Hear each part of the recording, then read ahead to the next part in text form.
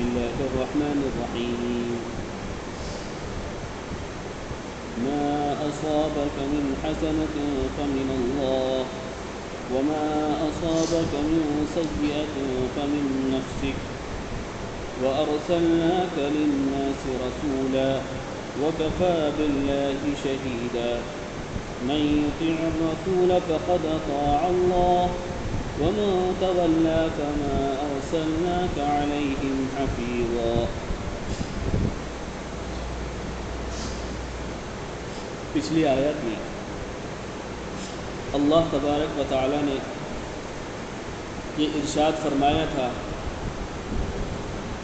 کہ تم کہیں بھی چلے جاؤ موت سے نہیں بچ سکتے. کتنے ہی مضبوط قلعے بنا لو لیکن موت آنی ہے تو آنی ہی ہے. جو وقت اللہ نے مقرر کر دیا اس سے ایک لمحہ پہلے نہیں آ سکتی اور ایک لمحہ بعد نہیں آ سکتی. دوسری بات یہ ارشاد فرمائی اللہ نے کہ جب موت آتی ہے تو لوگ کہتے ہیں کہ فلاں چیز سے انتقال ہو گیا، ٹھوکر لگی انتقال ہو گیا، ہارٹ اٹیک ہوا انتقال ہو گیا، لیکن کوئی یہ نہیں کہتا کہ اللہ نے مار دیا، اللہ نے حکم دیا اور روح قبض ہو گئی. کیوں؟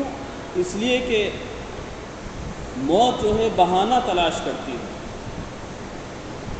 اور جس طریقے سے جس کی موت لکھی ہوئی ہوتی ہے اسی طریقے سے اس کی موت آتی ہے. کسی کی ایکسیڈنٹ میں لکھی ہو، کسی کی ہارٹ اٹیک میں لکھی ہو، کسی کی میدان جہاد میں لکھی ہو، اسے موت اسی طریقے سے آئے گی جس طریقے سے اللہ تبارک و تعالی نے اس کی موت کو لکھ دیا. تو یہ بتلایا کیوں تھا؟ منافقین اور کمزور مسلمان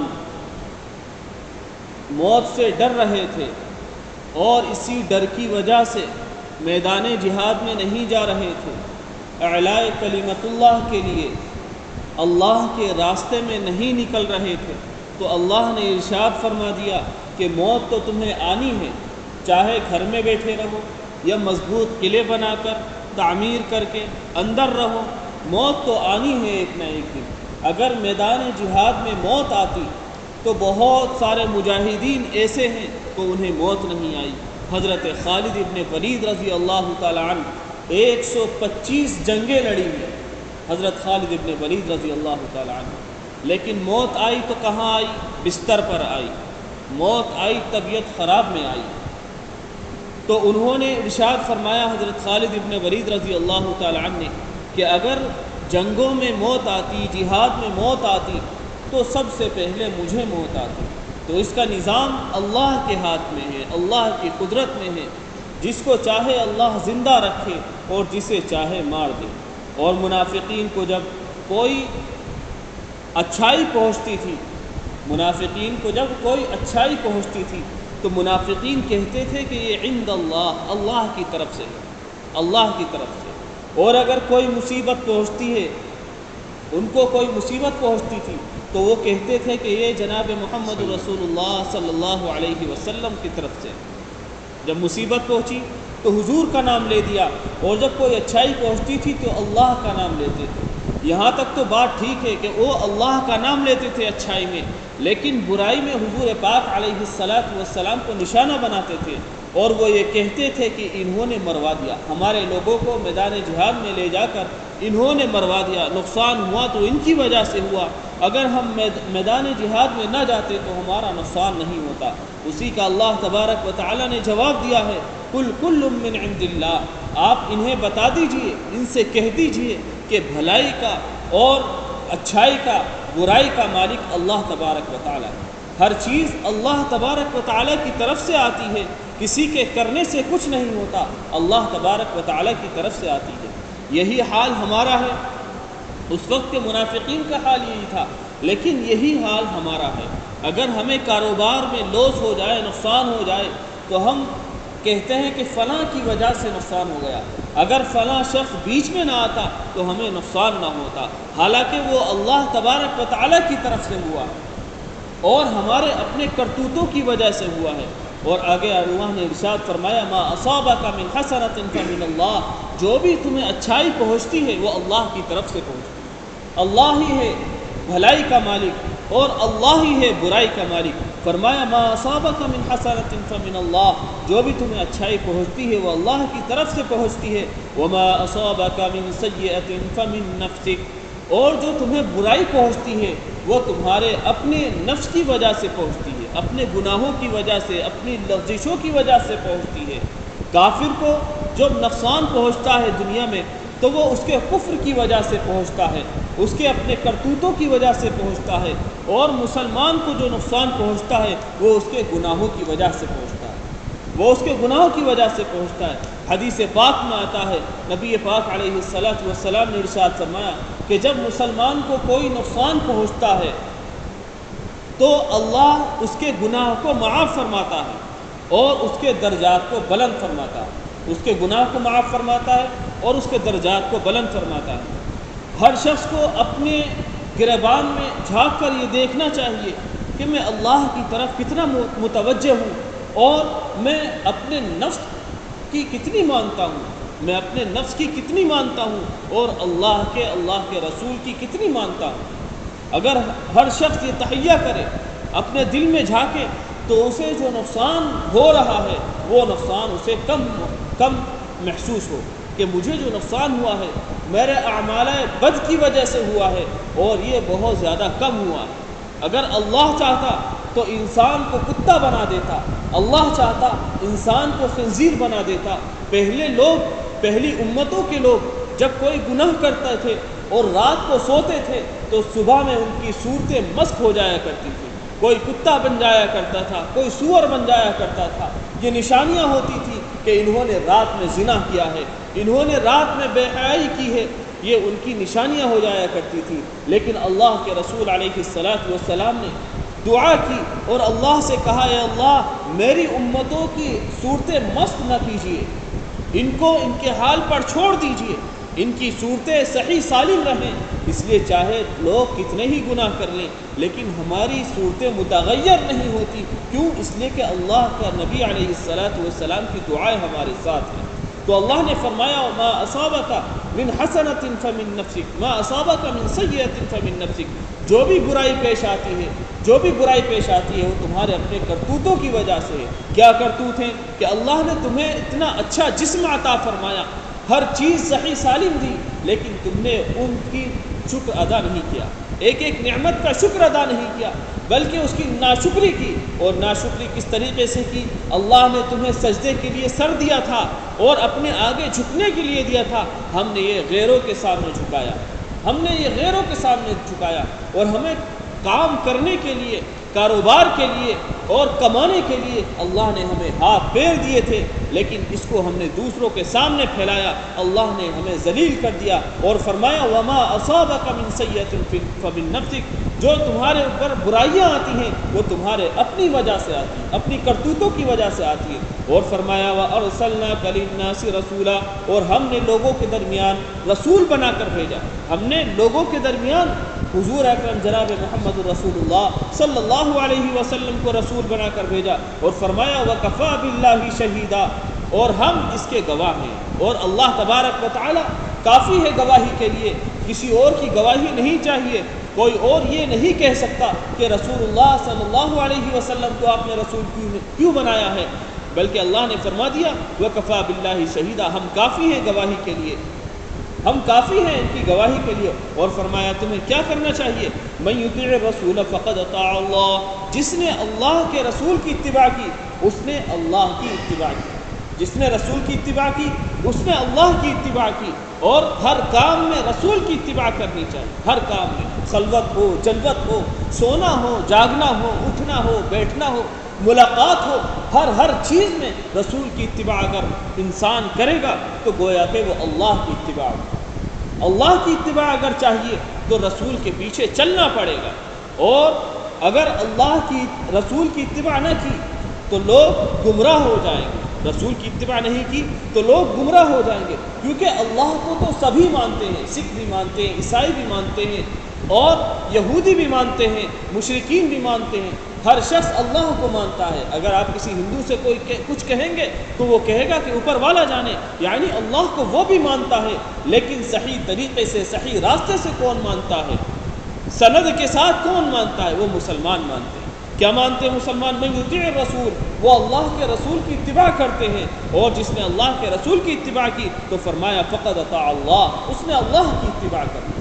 اور جس نے اللہ کی اتباع کر لی وہ کامیاب ہو گیا، دنیا میں بھی آخرت میں بھی۔ چاہے دنیا میں اس کو کھانے کو نہ ملے لیکن وہ کامیاب ہو، دنیا میں فاقے مست ہو لیکن وہ چین کی زندگی گزارے گا اور ایسی زندگی گزارے گا، اس کے دل میں یہ خیال ہوگا کہ مجھے اگلی زندگی میں اللہ تبارک و تعالیٰ اس کا اجر دے گا، اس کا ثواب عطا فرمائے گا۔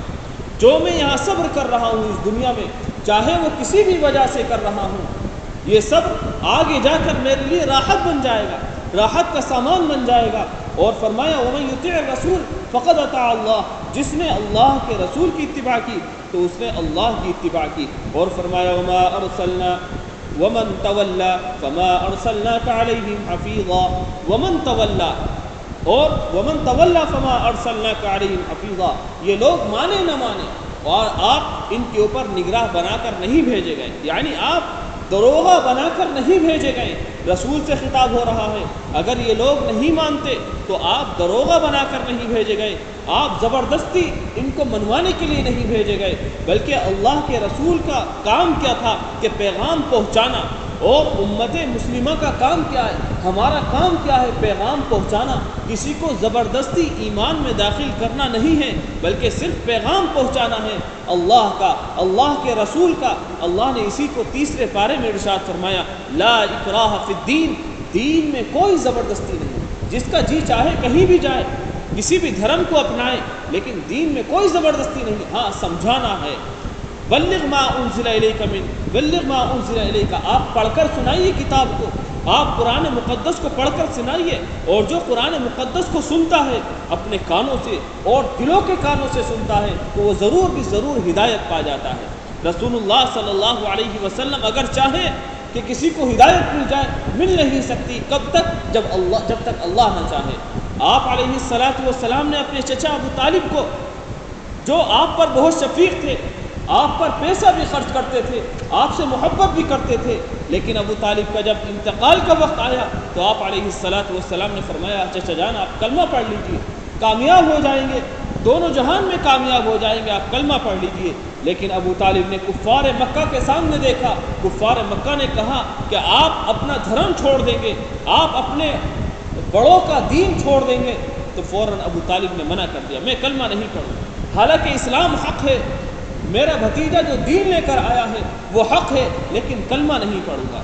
آپ علیہ السلام نے کان میں ارشاد فرمایا، کان میں کہا کہ آپ میرے کان میں کلمہ پڑھ لیجئے، آپ نجات پا جائیں گے، لیکن ابو طالب نے کلمہ نہیں پڑھا۔ ہاں نبی پاک علیہ السلام کو ان سے محبت تھی اور انہیں نبی سے محبت تھی، لیکن کلمہ نصیب نہیں ہوا۔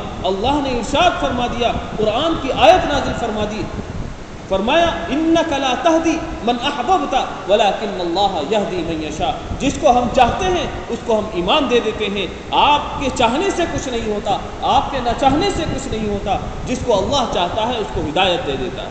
تو فرمایا لا اکراہ فی الدین، دین میں کوئی زبردستی نہیں، صرف لوگوں کو پیغام پہنچانا ہے، ماننا نہ ماننا یہ لوگوں کا کام ہے، صرف اللہ کی بات لوگوں تک پہنچانی وہ ہماری سب کی ذمہ داری ہے، تمام مسلمانوں کی ذمہ داری ہے، چاہے ہم غیر مسلم کے ساتھ کام کرتے ہوں تو اس کو وہ پیغام جو اللہ نے ہمیں امانت کے طور پر دیا ہے وہ پیغام اس تک پہنچانا فرض عین ہے، تبلیغ کرنا فرض عین ہے۔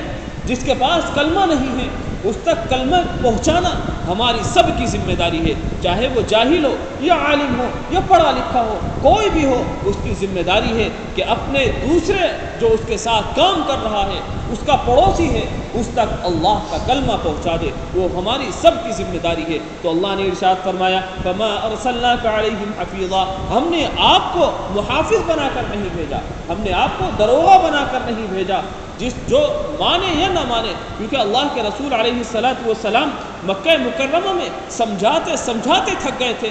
آپ علیہ السلام قرآن پڑھ پڑھ کر لوگوں کو سمجھاتے تھے، لیکن لوگ ماننے کے لیے تیار نہیں تھے، بلکہ پتھر مارتے تھے، آپ کو برا بھلا کہتے تھے، آپ کو گالیاں دیتے تھے۔ تو آپ علیہ السلام اللہ سے دعا کر رہے تھے کہ اے اللہ میری قوم نہیں مان رہی، میں تھک چکا، اپنا خون دے چکا، لیکن یہ ماننے کے لیے تیار نہیں۔ تو اللہ نے ان کو تسلی دی کہ ہدایت آپ کے ہاتھ میں نہیں ہے، ہدایت تو اللہ کے ہاتھ میں ہے، اللہ جس کو چاہے ہدایت دے دے، صرف آپ کا کام ہے پیغام کو پہنچانا۔ تو فرمایا کما ارسلناک علیہم حفیظا، ہم نے آپ کو محافظ بنا کر نہیں بھیجا ان کے اوپر۔ الحمدللہ رب العالمین والصلاة والسلام على سید الانبیاء والمرسلین وعلى آلہ واصحابہ اجمعین۔ اللہم اہدنا فیمن ہدیت وعافنا فیمن عافیت وتولنا فیمن تولیت وبارک لنا فیما اعطیت وقنا شر ما قضیت انک تقضی ولا یقضى علیک انہ لا یذل من والیت ولا يعز من عادیت تبارکت ربنا وتعالیت تبارك ربنا وتعالى ونستغفرك ونتوب إليك اللهم اغفر لي ولوالدي ولجميع المؤمنين والمؤمنات والمسلمين والمسلمات الأحياء منهم والأموات ربنا آتنا في الدنيا حسنة وفي الآخرة حسنة وقنا عذاب النار وقنا عذاب القبر وقنا عذاب الحشر۔ اے الہ العالمین ہم سب کو معاف فرما دیجیے، ہمارے گناہوں کو، خطاؤں کو، لغزشوں کو معاف فرما دیجیے۔ اے الہ العالمین ہماری پوری مغفرت فرما دیجیے، ہمارے والدین کی پوری مغفرت فرما دیجیے۔ اے اللہ جو مسلمان اس دنیا سے چلے گئے ہیں، اے اللہ سب کی مغفرت فرما دیجیے، سب کی پوری مغفرت فرما دیجیے، درجات کو بلند فرما دیجیے، درجات کو بلند فرما دیجیے، قبروں کو نور سے منور فرما دیجیے، قبروں کو نور سے منور فرما دیجیے۔ اے اللہ ہماری کوتاہیوں کو معاف فرما دیجیے، اے اللہ ہمارے کوتاہیوں کو معاف فرما دیجیے۔ اے اللہ جو لوگ پریشان ہیں اللہ ان کی پریشانیوں کو دور فرما دیجیے۔ بہت سارے لوگ اے اللہ کاروبار سے پریشان ہیں، اے اللہ ان کے کاروبار میں برکتیں عطا فرما دیجیے، دین دگنی رات چوگنی ترقیات سے ہمیں سب کو مالا مال فرما دیجیے، ہمیں سب کو مالا مال فرما دیجیے۔ اے اللہ دنیا کی دولتیں بھی ہمیں سب کو عطا فرمائیے، آخرت کی دولتیں بھی ہمیں سب کو عطا فرما دیجیے، ہمیں سب کو عطا فرما دیجیے۔ اے اللہ ہر خیر عطا فرمائیے، ہر شر سے ہماری پوری امت مسلمہ کی پوری حفاظت فرما لیجیے، پوری حفاظت فرما لیجیے۔ اے اللہ جن لوگوں نے ہم سے دعاؤں کے لیے کہا ہے یا سنا ہے یا ان کا ہمارے اوپر حق ہے، کسی قسم کا احسان، رشتہ، تعلق، محبت ہے، خصوصاً ان کی اور عموماً تمام امت مسلمہ کے ہر جائز مقصد میں کامیابی عطا فرما دیجیے، کامرانی عطا فرما دیجیے۔ اے اللہ کامرانی عطا فرما دیجیے، کامیابی عطا فرما دیجیے۔ اے اللہ جو بیمار ہیں ان کو شفا عطا فرمائیے، جو مقروض ہیں ان کے قرض ادا فرما دیجیے۔ اے اللہ غیب سے انتظام فرما دیجیے۔ اے اللہ ہمیں صحیح قرآن کا علم عطا فرما دیجیے، ہمیں سب کو عطا فرما دیجیے۔ اے اللہ رسول اللہ صلی اللہ علیہ وسلم کی ایک سنت کو زندہ کرنے والا بنا دیجیے، ایک سنت کو زندہ کرنے والا بنا دیجیے۔ اے اللہ جو دعائیں اب تک ہو چکی ہیں اے اللہ ان کو قبول فرما لیجیے، ان کو قبول فرما لیجیے، اپنے حبیب جناب محمد رسول اللہ صلی اللہ علیہ وسلم کے صدقے قبول فرما لیجیے۔ وصلی اللہ تعالی علی خیر خلقہ محمد وعلی آلہ وصحبہ اجمعین برحمتک یا ارحم